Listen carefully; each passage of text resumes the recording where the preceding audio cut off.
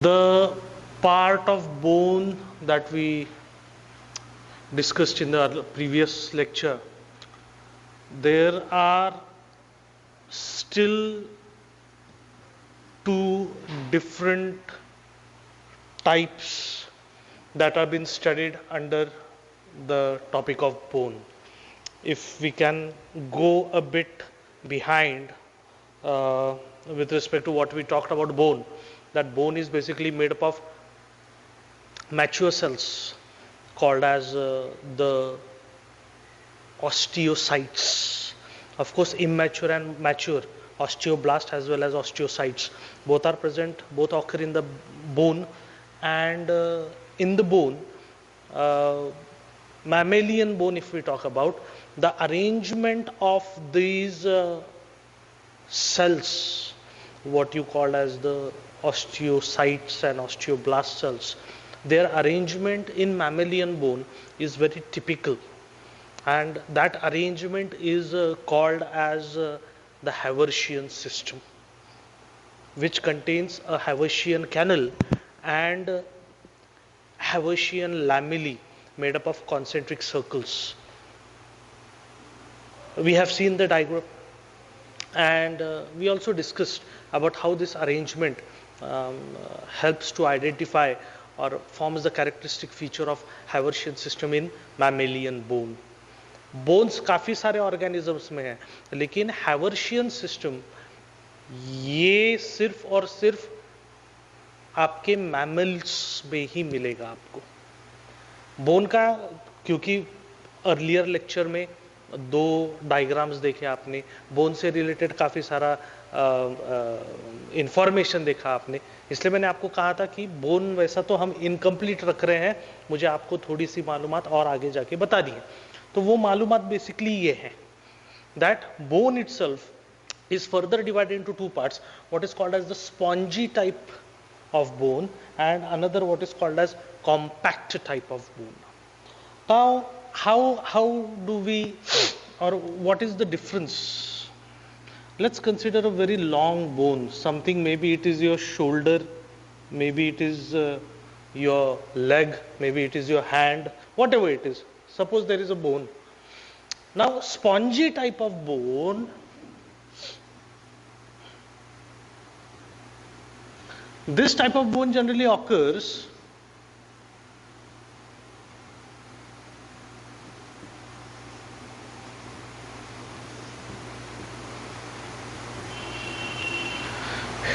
generally at the ends of long bones. We are not saying long bones are made up of spongy type of, we are saying that long bones, at the end of the long bones you will find spongy type of, we are talking about this part, we are talking about this part, these areas they will be made up of spongy type of bone.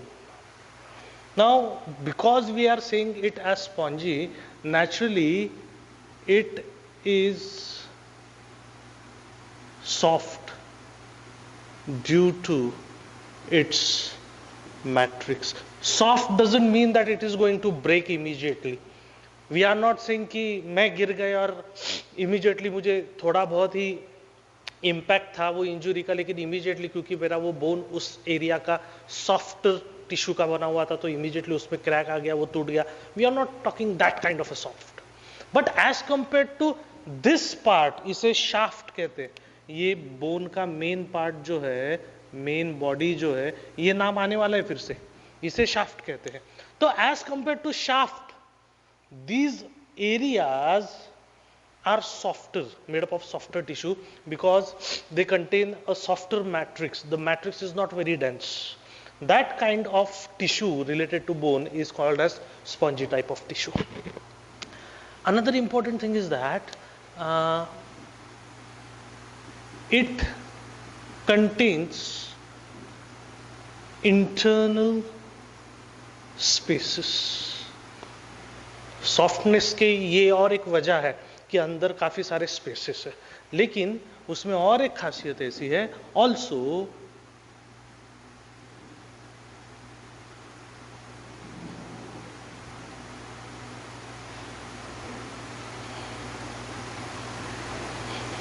It is filled with red bone marrow, which helps in formation of blood. I think you have this information with you already, that bones contain red bone marrow, and that red bone marrow is concerned with the formation of blood. You know this already. But हम अब तक हमारी जानकारी क्या थी, हमारा information अब तक ये था, हम इन जनरल कहते थे कि bones contain red bone marrow in it. But that is not the case. You cannot say all the bones contain bone marrow into it. Specific bones only contain, or specific bones only produce red bone marrow into it. And when we are talking about specific bones, here we are actually talking about the spongy type of tissue of the bones, which is found at the end of the long bones. Only that part is actually containing the red bone marrow. Let's talk about the compact type. The compact type, it is the rigid and strong part of the bone. It forms the main body. It यानी कौन? Compact type of bone forms the main body or the shaft of the bones. Now you are getting this. Okay, so this middle part is a tough part, it is a rigid part, it is having its enormous strength into it. This part is called as the compact bone. अभी ये compact bone जो है ये बहुत rigid है, ये strong है. क्यों? Because its matrix is dense and without spaces. ये नहीं है उसमें. Of course इसका मतलब ये नहीं कि इसमें बोन मैरो नहीं है. कॉम्पैक्ट बोन्स, इसमें जो बोन मैरो है उसे कहते हैं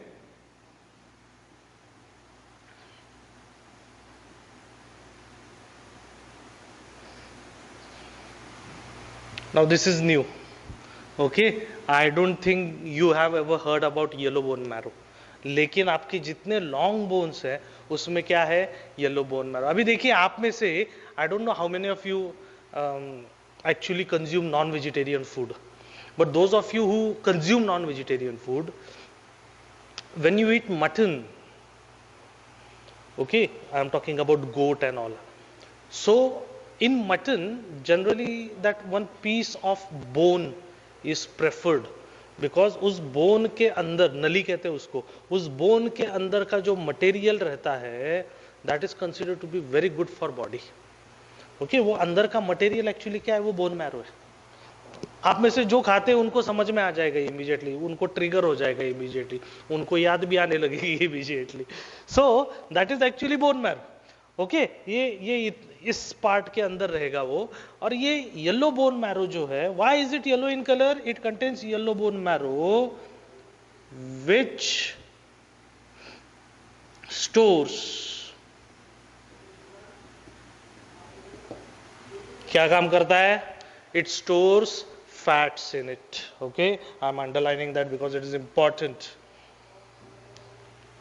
So many questions come related to this part, multiple questions. धीरे धीरे आगे जाके आपका और मेरा इंटरेक्शन जो होने वाला है वो सवाल जवाब के हिसाब से भी होने वाला है. We are going to have some interactions with respect to MCQs also, but currently I think it's better not to push you for that questionnaire thing, because currently you are already under that tension कि आपका result कब लगेगा and all. Okay, so let's wait for that part. Till then we'll slowly anyway we are moving ahead. Okay, so that is about the two types of tissues or two types of bones that are found in human body. We have the spongy bone and we have the compact type of bone. I hope you are writing this down while we are discussing this. We are still dealing with the connective tissue. Connective tissue में काफी सारी चीजें हमें study करनी पड़ती है, और connective tissue में अगला पार्ट जो है वो ब्लड का है और लिम्फ का है। लेकिन ब्लड और लिम्फ हम यहां पे डिस्कस नहीं करने वाले। उसके पीछे रीजन ये है कि we are having separate chapter based only on blood and lymph.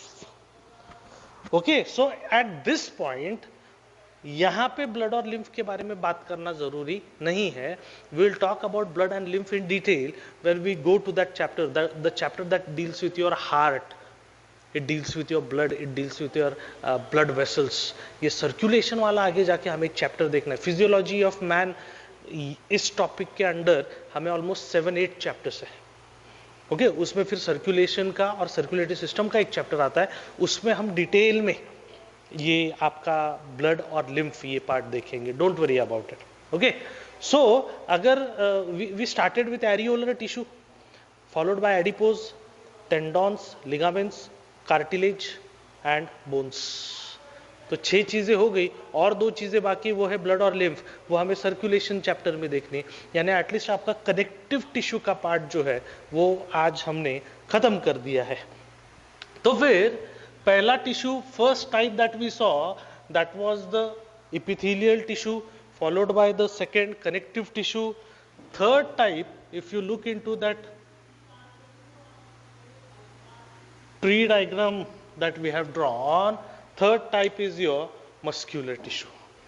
Muscular tissue में 3 प्रकार दिए हुए हैं, जिसकी शुरुआत होती है स्मूथ मसल्स से। स्मूथ मसल्स,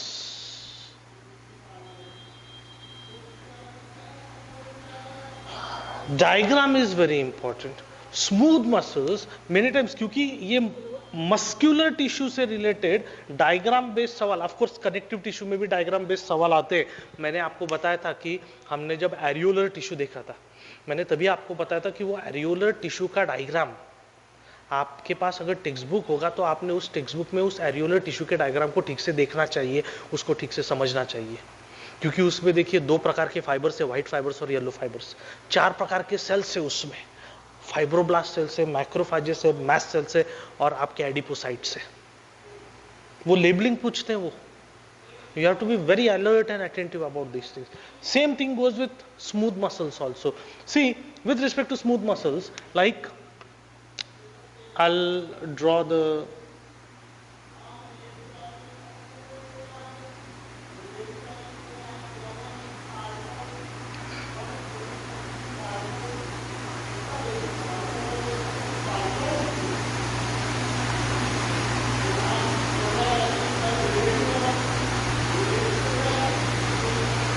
क्या कहते हैं इन्हें, देखिए स्मूथ मसल्स जो है, they are basically made up of spindle shaped cells. इसे स्पिंडल शेप कहते हैं। देखिए इसके बारे में मैं और क्या लिख सकता हूं, मैं लिखने नहीं वाला, लेकिन आपको बता रहा हूं कि ये देखिए जैसे जैसे ये एंड की तरफ जाते हैं वैसे वैसे ये छोटे होते जाते हैं, पॉइंटेड होते जाते हैं। लेकिन आप अंग्रेजी में जब इसको डिस्क्राइब करते हैं, आप लिखते हैं कि दे become tapering at both the ends. T-A-P-E-R-I-N-G, tapering. Okay, these are called as the tapering ends. और इसे स्पिंडल शेप, मछली भी इसी शेप का रहता है, पंछी भी इसी शेप का रहता है। ओके, तो इसे कहते हैं spindle shaped kind of cells. इसकी और एक खासियत है, ये हर एक वर्ड इंपॉर्टेंट है। देखिए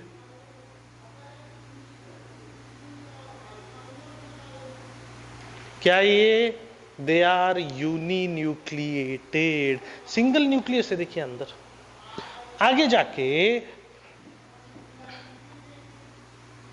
दे are packed together by sarcolemma. Okay, इनका जो बाहरी मेम्ब्रेन है उसे सार्कोलेमा कहते हैं। इनका जो साइटोप्लाज्म है उसे कहते हैं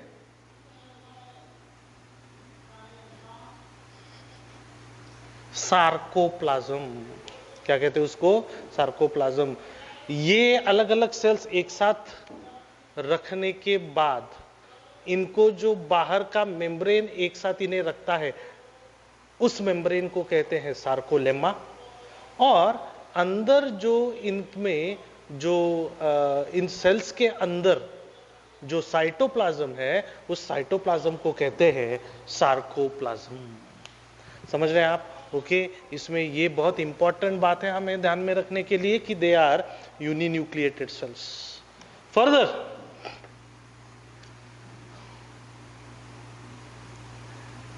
they are found attached to the visceral organs।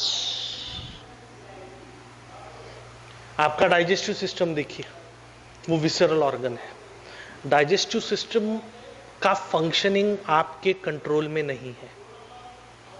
समझ रहे हैं आप? ओके, एक्चुअली इतना पार्ट जो है आपके बॉडी का, ये खचाखच भरा हुआ है विसरल ऑर्गन्स से।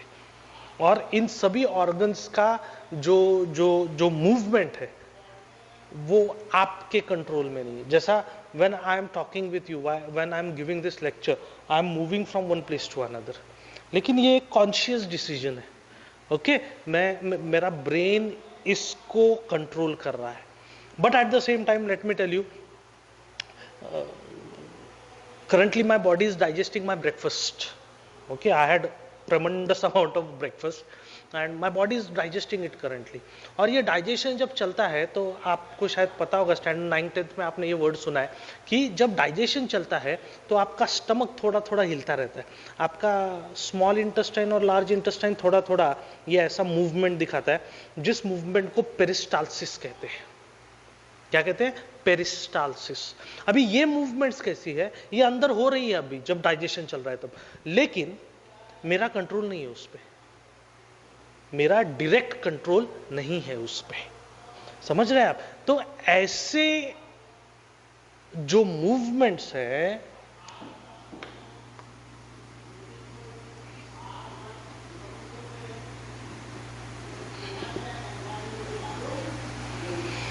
दिस काइंड ऑफ मूवमेंट जिसपे आपका डायरेक्ट कंट्रोल नहीं है, आपका यानी आपके नर्वस सिस्टम का डायरेक्ट कंट्रोल नहीं है, ऐसे मूवमेंट्स को कैसे कहते हैं? पता है आपको ये वर्ड? Don't worry.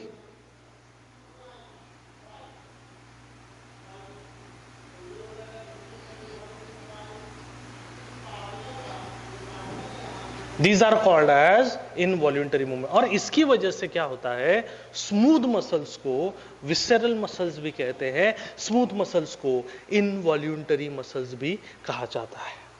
ओके, हमने, मुझे लगता है हमने सबसे पहले दिन जब ये चैप्टर शुरू किया था तब हमने लिखा हुआ है कि smooth muscles are also called as visceral muscles, smooth muscles are also called as involuntary muscles. समझ रहे हैं आप? Okay, moving ahead, muscle number 2, they are your striated muscles। striated muscles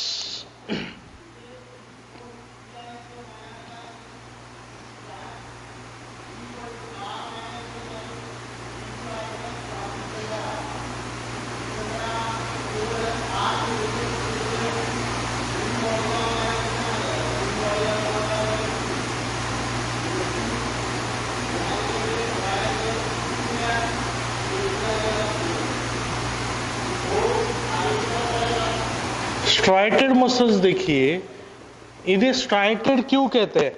diagram से आपको समझ में आएगा why they are called as striated.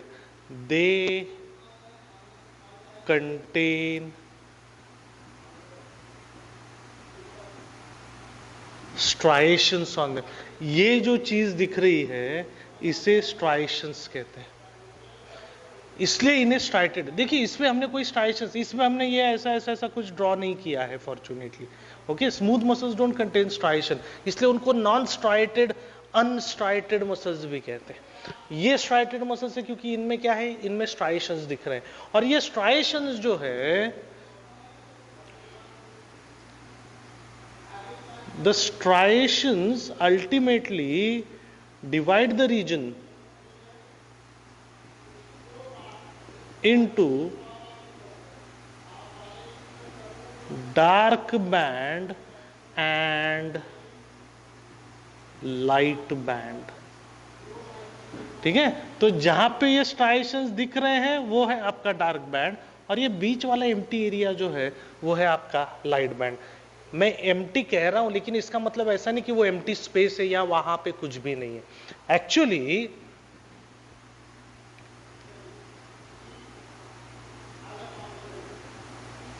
The striated muscles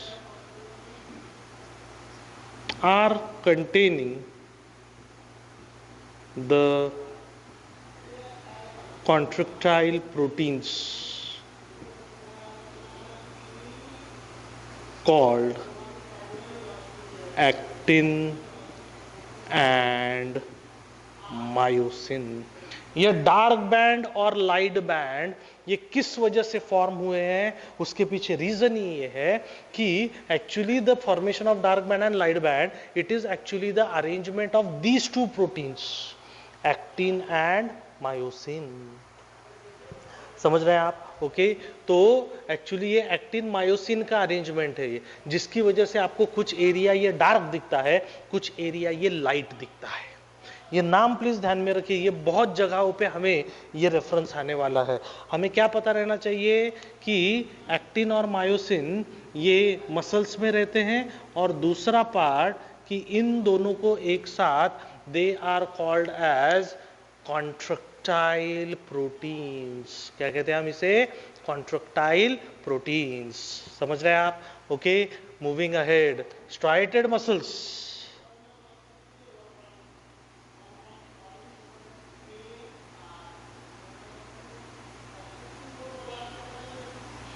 are found attached to the skeleton of the body, इसलिए इसको skeletal muscle भी कहते हैं। ये जो मूवमेंट है मेरा, ये मेरे बोन्स की वजह से हो रहा है, लेकिन ध्यान में रखिए bones themselves can not move, they are made to move by the muscles, and which muscles are helping in the movement of the bone? It is the striated muscle। क्योंकि वो bones को अटैच मिलते हैं, क्योंकि वो skeleton को attach मिलते हैं, इसलिए उन्हें बहुत बार skeletal muscles भी कहते हैं। और इनका मूवमेंट कैसा है? अभी मेरा ये मूवमेंट हो रहा है, मेरा ये मूवमेंट कैसा है? मेरे कंट्रोल में है, मैं नींद में नहीं चल रहा हूं, मेरा ब्रेन बता रहा है, मैं डिसीजन ले रहा हूं, तब ये हो रहा है। इसलिए ये कैसी एक्टिविटी हो गई? ये वॉल्यूंटरी एक्टिविटी हो गई। तो ये एक पॉइंट और एक इंपॉर्टेंट है कि striated muscles are responsible for what kind of voluntary activities of the body। Okay इसलिए स्ट्राइएटेड मसल्स को स्केलेटल मसल्स भी कहते हैं आप, और स्ट्राइएटेड मसल्स को आप वॉल्यूंटरी मसल्स ऐसा भी कहते हैं आप। ये बहुत इंपॉर्टेंट वर्ड्स है सभी, प्लीज इनकी तरफ ध्यान दीजिए। whenever you are reading this you should read it loudly again and again. Hammer होना चाहिए हमारे ब्रेन पे, इतनी बार हमने उसको रिपीट करना चाहिए कि नींद में भी हमने यही सोचना चाहिए, और नींद में भी हमारे मुंह से, हमारी जबान से यही आवाज आना चाहिए। समझ रहे आप? Okay then third type is the cardiac muscles। Sarcomere, sarcoplasm, sarcolemma, ये पार्ट इसमें भी है, ध्यान में रखिए। ओके ये पार्ट इसमें भी है। कार्डियक मसल्स की तरफ अगर हम जाए, देखिए नाम से शायद आपको थोड़ी बहुत जानकारी मिल रही होगी उसको कि these are specialised muscles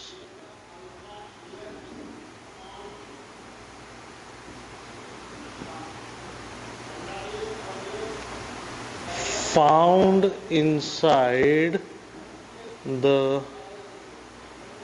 heart walls in the layer called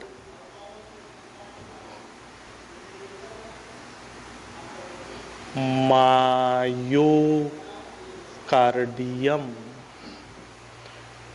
heart के 3 अलग अलग लेयर्स रहते, सबसे बाहर का इपिकार्डियम, बीच में का मेयोकार्डियम और सबसे अंदर का एंडोकार्डियम। तो इपिकार्डियम और एंडोकार्डियम के बीच में मेयोकार्डियम जो है, मेयोकार्डियम के अंदर ये कार्डियक मसल्स भरे पड़े हुए हैं। Okay, end of course if you look at how they appear, यहां पे एक बात मुझे ऐड करना चाहिए, वो ये है कि स्ट्राइटेड मसल्स जो है they are multinucleated. Okay, cardiac muscles के बारे में ऐसा है कि basically they are uninucleated, but since they are attached to one another,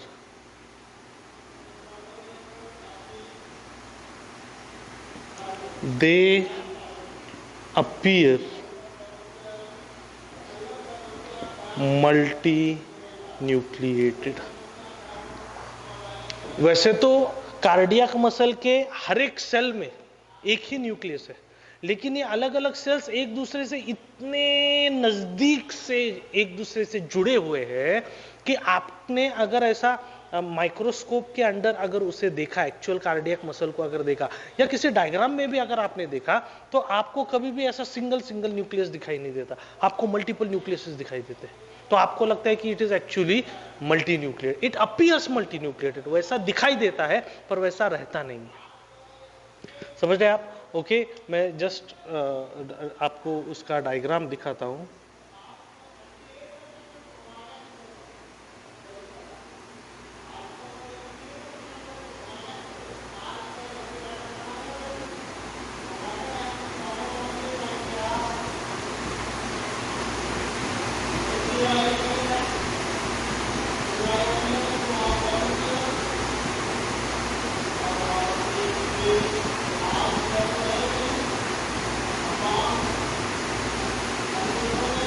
आप डायग्राम देख रहे, मुझे पता है आप क्या सोच रहे हैं। आप कह रहे कि सर ये तो स्ट्राइटेड मसल का गलती से ड्रॉ कर दिया आपने, हम अभी कार्डियक मसल के बारे में बात कर रहे हैं, आप तो स्ट्राइटेड मसल का ड्रॉ कर रहे।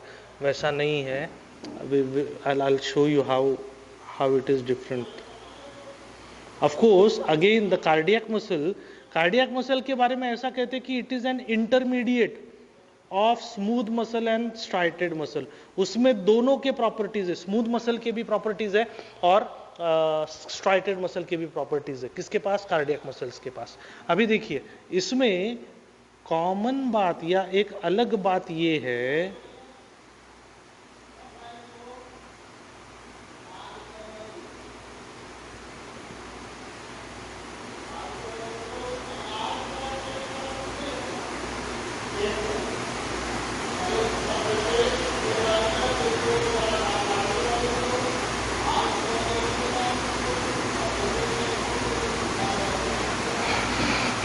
Are you able to see the difference? A very important difference is that the cardiac muscles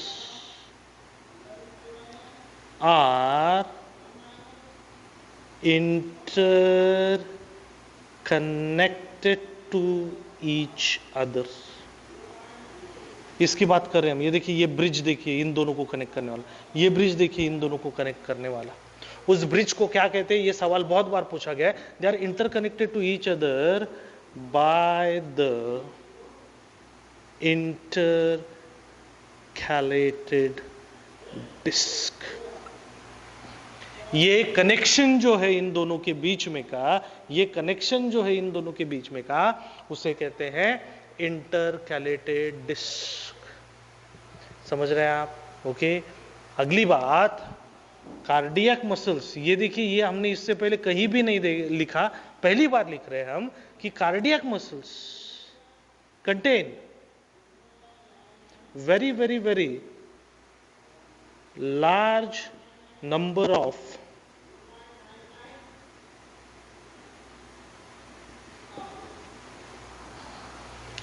mitochondria के बारे में हमने इससे पहले कहीं भी बात नहीं किया है, हम पहली बार यहां पे बात कर रहे हैं, और उसके पीछे का आपको रीजन पता रहना चाहिए.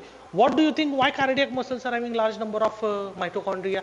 कॉमन सेंस से देखिए, कार्डियक मसल्स है, हार्ट के मसल्स है, naturally they are responsible for your continuous beating of the heart. Continuous beating of the heart. You'll be surprised to know, as a baby, as a zygote, as an embryo, when you were growing inside your mother,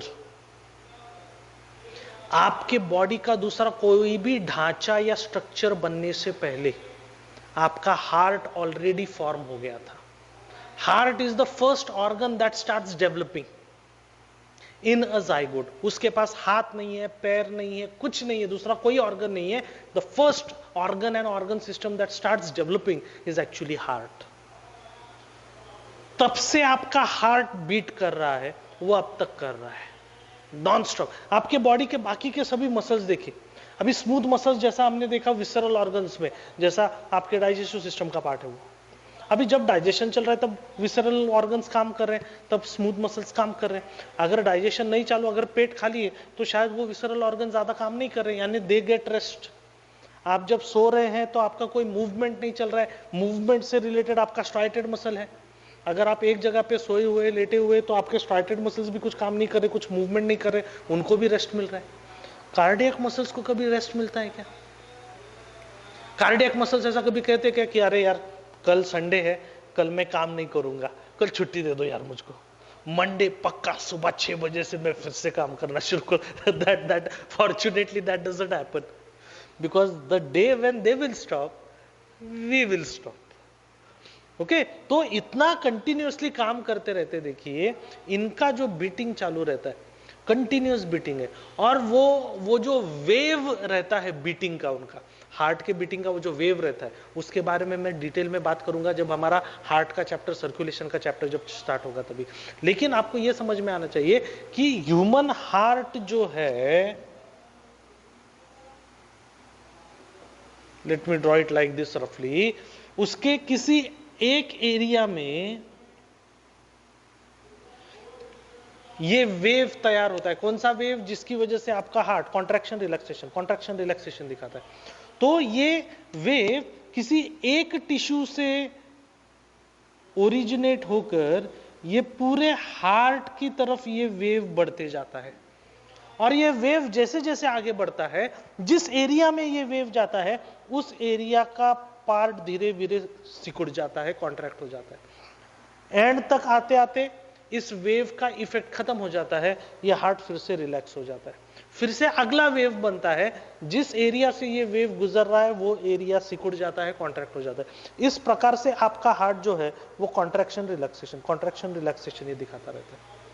और क्योंकि ये wave को एक जगह से दूसरी जगह पास होना है, मूव होना है, इसलिए ये मसल फाइबर्स जो है ये एक दूसरे को क्या है, इंटरकनेक्टेड है बाय द इंटरकैलेटेड डिस्क. अभी आपको समझ में आएगा, ताकि अगर सपोज वो वेव कहीं पे यहां है, तो वो वेव जैसे जैसे आगे बढ़ेगा, वो ये ब्रिजेस को यूज करके वो अगले मसल्स की तरफ बढ़ेगा. समझ रहे हैं? और इतना सारा काम अगर आपका हार्ट कर रहा है, नेचुरली इतना सारा काम करने के लिए बहुत सारे एनर्जी की जरूरत है, कंटिन्यूअस सप्लाई ऑफ एनर्जी की जरूरत है. और ये एनर्जी हमें कौन देगा? You got this? Okay, so these are the 3 types of cardiac muscles, sorry, the 3 types of muscular tissues, including cardiac muscles, striated muscle and smooth muscles. Okay, so today we completed connective tissue part by describing in detail about bones, and also we completed the muscular tissue part of this chapter. Next lecture, the last part of tissue that we are still having, that is the nervous tissue. Neuron के बारे में अगले lecture में बात करेंगे. एक बार neuron का part खत्म हो गया, नर्व सेल, नर्व टिश्यू का पार्ट खत्म हो गया, यानी ये चैप्टर का 40% पार्ट खत्म हो गया. 40%. Okay, I hope you remember, मैंने आपको बताया था इस चैप्टर में लेटर पार्ट जो है उसमें हमें cockroach that is number 1, earthworm that is number 2 and frog that is number 3, ऐसा 3 एनिमल्स के बारे में डिटेल में बात करना है. Are you getting this? Okay, so we'll talk about that in the later part. Today we'll stop here with the completion and discussion of muscular tissue. I hope you enjoyed this. Diagram की तरफ ध्यान देना है इसमें, और ये सभी part जो है ये बहुत इंपॉर्टेंट है. You'll be surprised to know, आपको बोर्ड पे अभी जितना मैटर दिख रहा है उतने मैटर पे हम एक 90 क्वेश्चंस का क्वेश्चन पेपर बना सकते हैं. 90 क्वेश्चंस. आपका नीट का एग्जाम जो रहेगा उसमें बायो के सिर्फ 90 सवाल रहने वाले, 4 मार्क्स ईच, यानी 360 मार्क्स का आपका जो 1/2 पेपर जो रहेगा वो बायो का रहेगा. And let me tell you, सिर्फ 3 टाइप्स ऑफ मस्कुलर टिश्यू पे हम 90 सवाल प्रस्तुत कर सकते हैं. Okay, each and every word is important here. Please read this part again and again. Please read this very carefully. Okay, we'll stop here today. Keep smiling. Have a good day. Thank you very much.